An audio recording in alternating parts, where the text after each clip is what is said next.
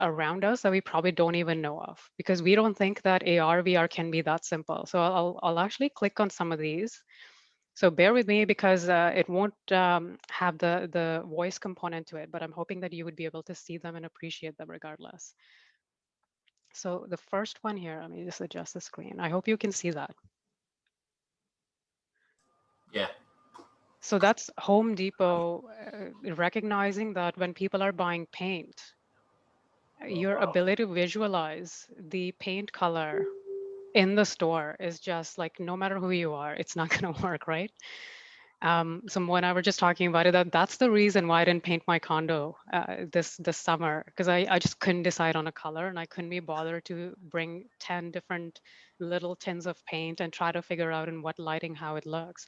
Right. But just watch what's happening on your screen, and if this is implemented properly the way that it's being shown, Yeah. look at the value. You could do this in store. In fact, there's another application of this. Instead of being in your living room and moving your phone around, you could take the pictures of your living room in different lights, go to the store, match the paint right in front of the kiosk, and do this right there.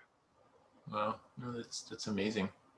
So the ability, the complexity that I would see there from a technology point of view would be, how can you ensure that that blue shade is the same blue shade that's showing up on the wall there, right?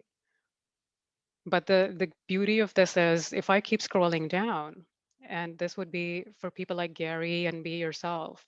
So they have created this simple AR type of a tool for you, right? But they're connecting it to online and in-store experience, and that's where that omni-channel experience comes in.